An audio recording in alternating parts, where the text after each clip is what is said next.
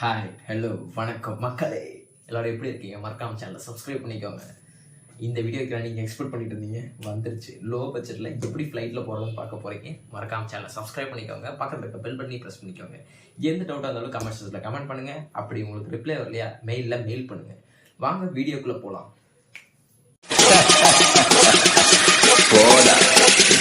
ஆண்டவனே நம்ம பக்கம் இருக்க.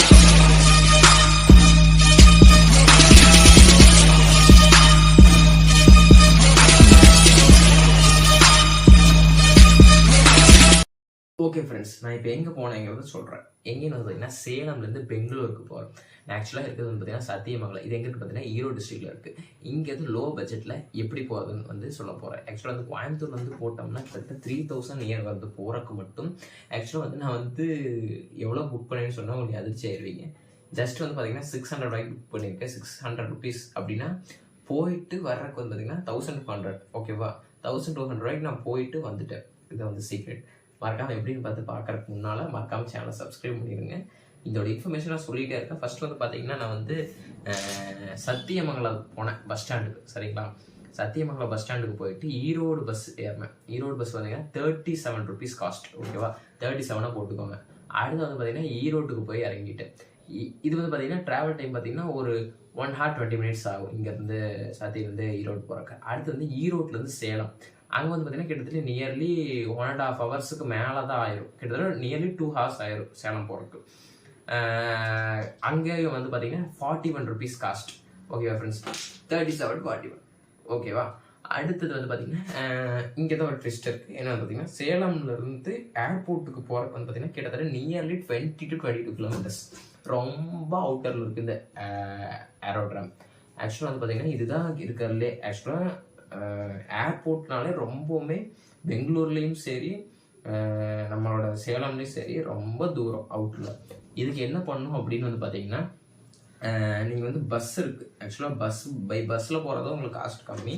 ஆக்சுவலாக வந்து பார்த்தீங்கன்னா ஓமலூர் அப்படின்னு ஒரு ஊர் இருக்குது. அந்த ஊர் அதாவது ஆக்சுவலாக பெங்களூர் தருமபுரி போகிற பஸ்ஸில் ஏறினீங்கன்னா வந்து ஓமலூர்னு ஒரு ஊர் இருக்கும். அந்த ஊரில் போய் இறங்குனீங்கன்னா அங்கேருந்து வந்து பார்த்தீங்கன்னா கிட்டத்தட்ட ஒரு 4 kilometers நினைக்கிறேன். சில பஸ்ஸஸ் வந்து அதாவது பார்த்தீங்கன்னா ஏரோட்ராம் முன்னாலே ஏர்போர்ட் முன்னாலே வந்து நிறுத்த சொன்னால் நிறுத்துவாங்க. ஒரு சில பஸ் நிறுத்த மாட்டாங்க. அப்படி ஒரு பஸ் இது வந்து ஒரு வழி, நான் சொல்கிறது ஃபர்ஸ்ட் ஒரு வழி. அங்கே போய் ஓமலூரில் இறங்கி ஆட்டோ இருக்குது. அங்கே வந்து பார்த்தீங்கன்னா 150 to 200 காஸ்ட் பண்ணுறாங்க. அங்கே போயிட்டீங்கன்னா வந்து நீங்கள் வந்து ஈஸியாக வந்து ஏர்போர்ட் ரீச் பண்ணிடலாம். அடுத்தது வந்து பார்த்தீங்கன்னா ரொம்பவே உங்களால் முடியாத பர்சன்ஸ் அப்படின்னா சேலம்லேருந்து ஏர்போர்ட்டுக்கு கேப் இருக்குது. கிட்டத்தட்ட நியர்லி வந்து ஒரு 400 to 500 வந்து சார்ஜ் பண்ணுறாங்க. கேப் போட்டிங்கன்னா போயிடலாம். இது செகண்ட் பிளான். மூணாவது பிளான் தான் ஈஸியான பிளான். ஓகேவா, என்னன்னு பார்த்தீங்கன்னா Salem bus stand, Salem junction, Salem airport, இந்த 3க்கு மட்டும் ட்ராவல் ஆகிற ஒரு பஸ் இருக்குது. இப்போ புதுசாக வந்து லான்ச் பண்ணிருக்காங்க. அதோட டைமிங்ஸ் எல்லாமே நான் அதில் டிஸ்பிளே பண்ணுறேன், பார்த்துக்கோங்க. ஆக்சுவலாக வந்து பார்த்தீங்கன்னா இந்த பஸ்ஸில் வந்து வெறும் 12 rupees தான் சார்ஜ் பண்ணுறாங்க. சேலம் பஸ் ஸ்டாண்ட்ல இருந்தும் ஜங்ஷன்ல இருந்தும் ஏர்போர்ட்டுக்கு போகிறதுக்கு. இந்த பஸ் ஏறிட்டிங்கன்னா கம்ஃபர்டபுளாக இருக்கும். ஆனால் வந்து பார்த்தீங்கன்னா நான் ரியலி வந்து ஜஸ்டிஃபை பண்ணதில் இது இருக்க டைம் படி பஸ் வரல. ஆனால் பஸ் இருக்குது. அதாவது பார்த்தீங்கன்னா நியூ பஸ் ஸ்டாண்டுக்கும் ஓல்டு பஸ் ஸ்டாண்டுக்கும் வெளியே தான் நிற்கும், உள்ளே போகாது பஸ்ஸு. நீங்கள் வந்து வெளியே வந்து ஏறிக்கிற மாதிரி இருக்கும் பஸ்ஸு. அடுத்து வந்து பார்த்தீங்கன்னா இந்த ஃபஸ்ட்டு விஷயத்தை தான் நான் வந்து ஓமலூர் போய் அதை வந்து நான் போனேன் ஃபஸ்ட்டு. ஏன்னா வந்து ஃப்ளைட்டுக்கு வந்து லேட் ஆகிடக்கூடாது அப்படி. ஆக்சுவலாக 2 hours முன்னால் அங்கே டிபேச்சர் ஆகணும் சேலம் ஏர்போர்ட்டில். அதனால் வந்து அங்கே போயிட்டேன். அடுத்தது வந்து பார்த்தீங்கன்னா சேலம் ஏர்போர்ட்டில் வந்து கிட்டத்தட்ட எனக்கு வந்து பார்த்தீங்கன்னா 4:40 ஃப்ளைட்டு. நான் வந்து 2 o'clock போயிட்டேன். 2 o'clock வந்து போனதுக்கப்புறம் வந்து எனக்கு வந்து பார்த்தீங்கன்னா கொஞ்ச நேரம் வெயிட் பண்ணேன். அதோட வீடியோ கிளிப்ஸ் எல்லாம் நான் நிறைய இன்சைடில் ஆட் பண்ணுறேன். அதுக்கப்புறம் வந்து பார்த்தீங்கன்னா எனக்கு செக்இன் பண்ணுறதுக்கு உள்ளே கூட்டிட்டு போனாங்க. நம்ம வந்து டிக்கெட்டு காமிச்சா போதும் உள்ளே விட்டுருவாங்க. உள்ளே விட்ட உடனே என்னென்னா நம்ம வந்து செக்இன் பண்ணுவோம். நம்ம வந்து செக்இன் பண்ணுறப்போ இந்த மாதிரி டிக்கெட்ஸ் வந்து நமக்கு வந்து ப்ராசஸ் பண்ணுவாங்க. எங்கே போகிறோம் அப்படிங்கிறது வந்து பார்த்தீங்கன்னா இந்த இடத்துல வந்து பார்த்தீங்கன்னா ஒரு மேஜர் இது இருக்குது. என்னென்னு வந்து பார்த்தீங்கன்னா நான் மோஸ்ட்லி வந்து ஃபஸ்ட் டைம் ஃப்ளைட்டில் போகிறவங்க என்ன நினைப்பாங்க, விண்டோ சீட் கிடைக்குமான்னு எதிர்பார்ப்பாங்க. அது எனக்கு நிறையா பேர் இதை வந்து எனக்கு வந்து எக்ஸ்பிளைன் பண்ணல. நான் உங்களுக்கு இது சொல்கிறேன்.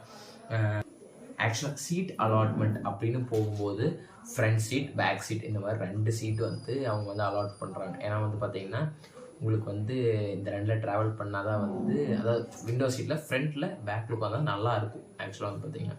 ஏன்னா அப்போ தான் சென்டரில் வந்து விங்ஸ் வந்துடும். அதனால் வந்து விங் வந்து ஃபங்க்ஷன் ஆகிறத நீங்கள் பார்க்க முடியும்.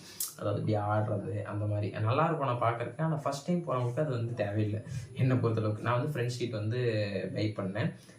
இதுக்கு பை பண்ணுற ஆப்ஷன் இருக்குது. எப்படின்னு பார்த்தீங்கன்னா இதுக்கு ஃபீஸ் கலெக்ட் பண்ணுறாங்க. ஆக்சுவலாக வந்து பார்த்தீங்கன்னா வெப் செக்கின்ங்கிற பண்ணும்போது 200 to 500 rupees சார்ஜ் பண்ணுறாங்க. பார்த்துக்கோங்க, வெப் செக்கின் வந்து ஒரு சாய்ஸ் தான்.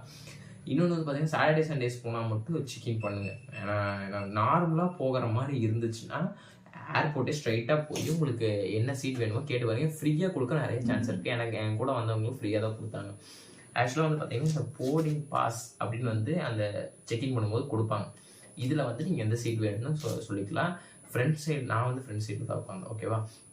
அடுத்து வந்து பார்த்தீங்கன்னா செக் பண்ணுறாங்க நம்மளை வந்து ஒரு பெல்ட்டு மெட்டாலிக் பொருளெல்லாம் என்னென்ன இருக்கோ நம்மகிட்ட ரிமூவ் பண்ணி நம்ம ஃபோன்ஸு பவர் பேங்க் மட்டும்தான் நமக்கு டிஜிட்டல் எலக்ட்ரானிக் திங்ஸில் அலோட் நம்ம கொண்டு போகிற பேக்கேஜில். ஓகேவா.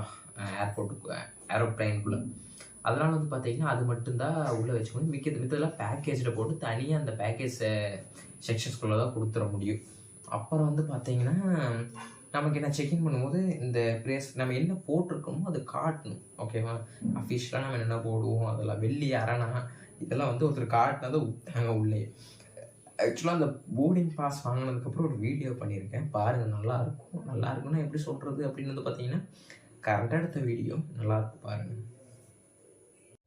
ஃப்ரெண்ட்ஸ் வந்து நம்ம வந்து பார்த்தீங்கன்னா செக்இன் முடிச்சு போர்டிங் பாஸ் வந்து வாங்கியாச்சு. போர்டிங் பாஸ் வந்தீங்கன்னா இது அடுத்தது வந்து நம்ம வந்து ஃப்ளைட்டு தான் ஏற போகிறோம். அதுக்கு முன்னாடி வந்து பேக் செக்கிங்லாம் பண்ணாங்க. அதெல்லாம் முடிச்சுட்டு இப்போ வந்து உட்காந்துருக்கோம். ஃப்ளைட் வந்து உங்களுக்கு ஏறும்போது வீடியோ பார்த்து பாருங்கள். அப்புறம் வந்து பார்த்தீங்கன்னா ஆக்சுவலாக ஃப்ளைட்டில் நான் வந்து வீடியோ எடுத்துகிட்டு போய்கிட்டு இருந்தேன் பாருங்கள். அதையே நான் எடுத்துகிட்டு போயிட்டு இருக்கும்போது திடீர்னு என்ன சொல்லிட்டாரு ஒருத்தர், தம்பி ஃப்ளைட்டில் வந்து இது அலோடு கிடையாது கேமரா அப்படின்ட்டாங்க. என்னங்க இத்தனை பேர் கேமரா எடுக்கிறாங்க. ஆக்சுவலாக நம்ம நிறைய யூடியூபர்ஸ் எல்லாம் போட்டு பார்த்துருக்கோம்ல, நம்மளே எடுக்க விட மாட்டேங்கிறாங்க அப்படின்னு நான் வந்து டவுட்லேயே உட்காந்துருந்தேன். அப்புறமா தான் தெரிஞ்சது இங்கே எதுவும் எடுக்கக்கூடாதுன்னு அவங்க வந்து அனௌன்ஸ்மெண்ட்டே பண்ணுறாங்க. ஃப்ளைட்டுக்குள்ளே எதுவும் வீடியோகிராஃபிஸ் ஆர் நாட் அலவுட் அப்படின்னு. அப்புறம் என்ன பண்ணுறது, நம்மளால சும்மா உட்கார முடியாது, போனதே அதுக்கு தானே அப்படின்னு சொல்லிட்டு ஃபஸ்ட்டு ஏறி உட்காந்துட்டேன். ஆக்சுவலாக வந்து இந்த இன்ஃபர்மேஷன் எப்படி நான் சொல்கிறேன் அப்படின்னு பார்த்தீங்கன்னா சேலம்லேருந்து பெங்களூர் போகும்போது என்னை எடுக்க வேணாம். சரியா நல்லா கோச்சுக்கோங்க. பெங்களூர்லேருந்து சேலம் ரிட்டர்ன் வந்து பார்த்தீங்கன்னா ரிட்டர்ன் வரும்போது என்ன ஆச்சு அப்படின்னு வந்து பார்த்தீங்கன்னா எதுவுமே அவங்க சொல்லலை, யாரும் கண்டுக்கல. எல்லோரும் வீடியோ எடுத்தாங்க நார்மலாக, அதை பற்றி பேசவே இல்லை. நானும் வீடியோ எடுத்தேன் அவ்வளோதான். போகும்போது வந்து பார்த்தீங்கன்னா நான் வந்து வீடியோஸ் எல்லாம் எடுத்திருக்கேன் பாருங்கள், நல்லாயிருக்கும்.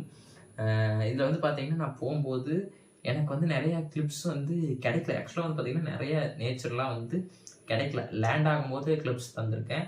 அடுத்து வந்து பார்த்தீங்கன்னா ரிட்டர்ன் வர ஃப்ளைட் இதுவும் கொடுத்துருக்கேன். ஓகேவா.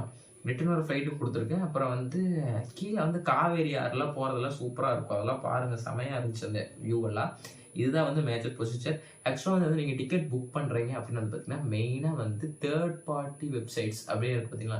எக்ஸாம்பிள் வந்து நான் வந்து ஃப்ளிப்கார்ட்டில் வந்து இது பண்ணேன். ஃப்ளிப்கார்ட்டில் வந்து பார்த்தீங்கன்னா போகிறக்கு மட்டும் போட்டிங்கன்னா காஸ்ட் அதிகம். இதில் போடணும் ரவுண்ட் ட்ரிப் அப்படின்னு ஒரு ஆஃபர் கிளிப் இருக்குது. அதில் போட்டு ஃப்ளைட் புக் பண்ணிங்க அப்படின்னு வந்து பார்த்தீங்கன்னா உங்களுக்கு வந்து பார்த்தீங்கன்னா ஃப்ளாட் 800 ப்ளஸ் என்னமோ ஆஃபர்.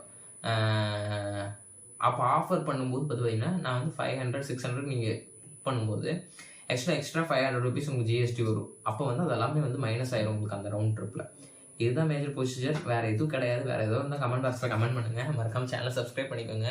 மேலே வந்து நிறைய வீடியோஸ் நான் கொடுத்துருக்க கிளிப்பில் மறக்காமல் பார்த்து என்ஜாய் பண்ணுங்கள்.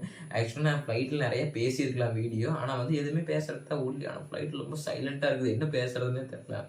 ஓகே ஃப்ரெண்ட்ஸ், மறக்காமல் சேனலை சப்ஸ்கிரைப் பண்ணிக்கோங்க. உங்களை அடுத்த வீடியோ பார்க்குறேன். அதுக்கு முன்னாடி நிறைய வீடியோஸ் எல்லாம் பாருங்கள், பார்த்து என்ஜாய் பண்ணுங்கள். பாய். உங்களை அடுத்த வீடியோ சந்திக்கிறேன்.